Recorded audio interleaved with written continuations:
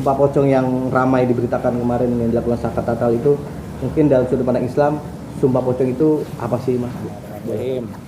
Jadi menjawab kegaduhan ini ya. Jadi ceritanya ini kan lagi ramai ada sumpah pocong. Cuman kalau bicara dalam Islam, sumpah pocong itu tidak diajarkan di dalam Islam.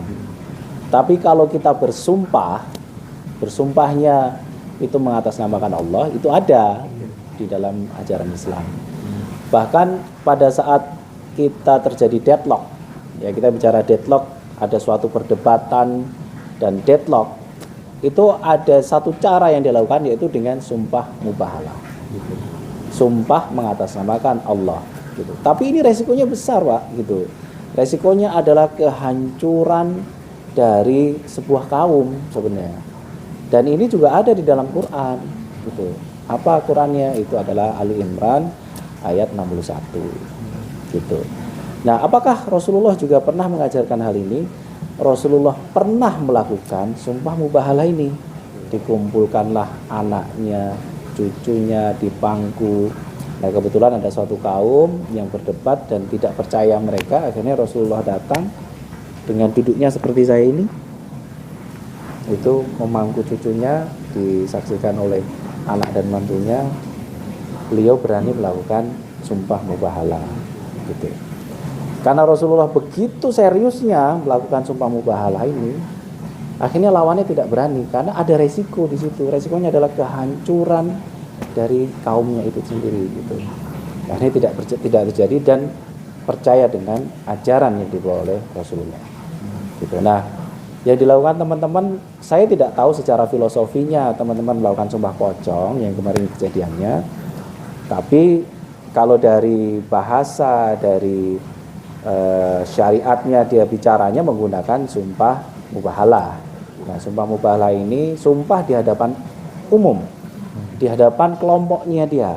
Ada saudaranya, ada teman-temannya, ada masyarakat yang dia bersumpah atas nama Allah bahwa apa yang dia ucapkan itu benar. Nah, dengan harapan ini pasti ya, dengan harapan bahwa orang yang tidak benar dilawannya itu kena laknat dari Allah. Itu tujuan utamanya, mungkin dia bicaranya begitu. Sumpah pocong yang dilakukan ini kan ingin membuktikan kalau dia itu merasa benar ya. Jadi hukumnya seperti apa sih dalam Islam? Apakah dikatakan musyrik, kafir, atau haram atau apa saja? Bersumpah atas nama Allah itu boleh. Tapi secara adatnya dia melakukan dengan cara adat tadi gitu. Dengan cara adat memakai yang seperti orang meninggal. Itu secara filosofinya adalah berpikir kalau sampai dia itu bohong, kalau dia yang bersumpah itu bohong, dia akan mati, Pak. Dia akan dilaknat Allah dalam waktu 1 tahun, di bawah 1 tahun gitu. Tapi karena dia keyakinannya dia benar, itu berharap bahwa orang yang dilawannya itu juga mati. Orang yang dilawannya itu juga akan kena laknat Allah gitu. Tapi kalau bicara ini boleh atau tidak lakukan, harusnya boleh.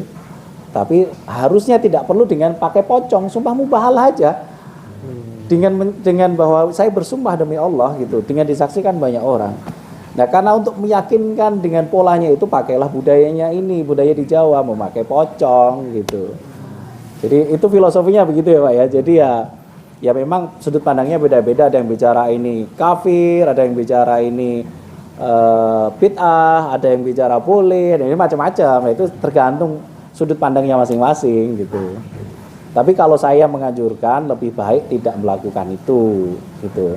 Lakukanlah yang kita sesuai syariat aja. Kita datang melakukan sumpah mubahalah, kita dengan duduk bersama semuanya, disaksikan semuanya, bersumpah demi Allah apa yang dilakukan itu adalah benar, sudah cukup sebenarnya.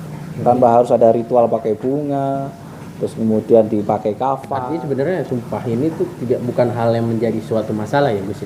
Enggak ada yang masalah, enggak ada yang masalah. Sumpahnya tidak masalah. Bentuk ritualnya mungkin jadi perdebatan gitu. Ya. Banyaknya para netizen kan menyatakan bahwa musyrik, tapi kan dari sisi Allah itu kan yang dianggap bukan musyrik. Dari musyrik mananya? Itu bersumpah dengan Allah. Iya. Tidak ada yang musyrik di situ, Pak. Itu yang saya bilang tadi, itu cara ritualnya memakai bunga, memakai kafan. Yang itu memang tidak diajarkan Rasulullah. Yang diajarkan Rasulullah sumpah mubahalah seperti saya duduk ini. Gitu. Duduk begini, dikumpulkan dengan banyak masyarakatnya, bersumpah demi Allah bahwa apa yang dilakukan itu benar, apa ilmu yang diajarkan itu benar, di situ kuncinya. Ada nggak nanti akhir dari kita sumpah ini mendatangkan musibah?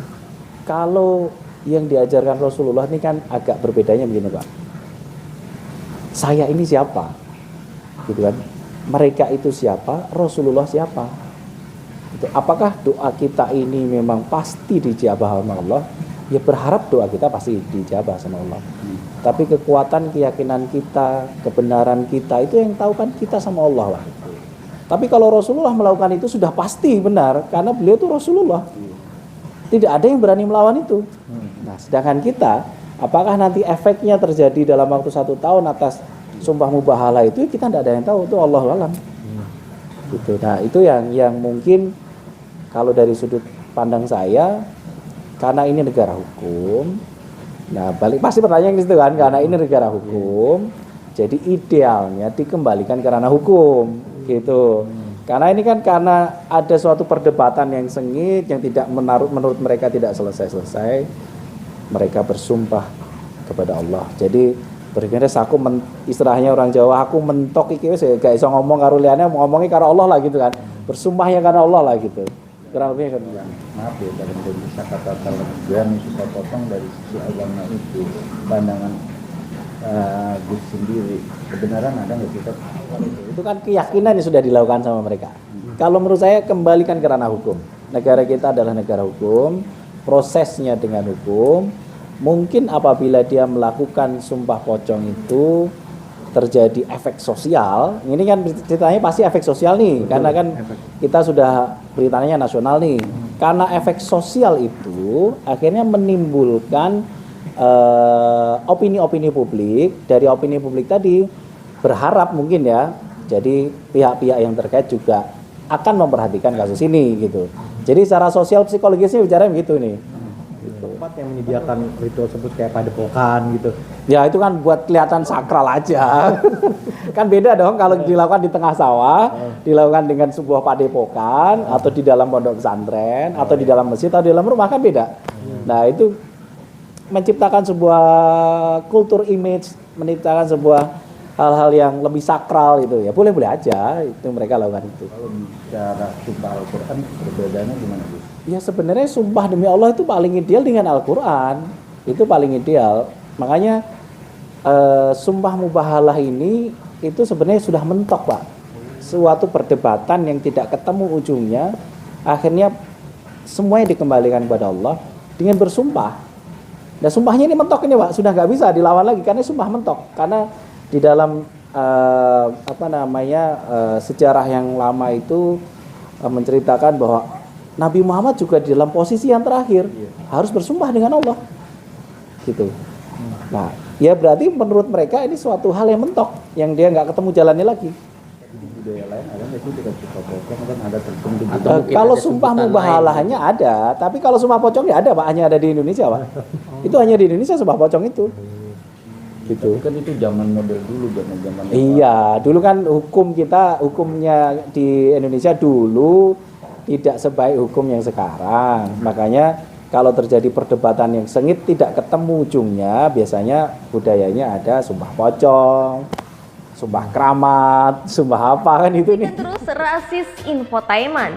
Dan untuk mendapatkan berita terupdate, like, comment, share, dan jangan lupa nyalakan tombol loncengnya. Tetap Drasis, rumor artis dan selebritis.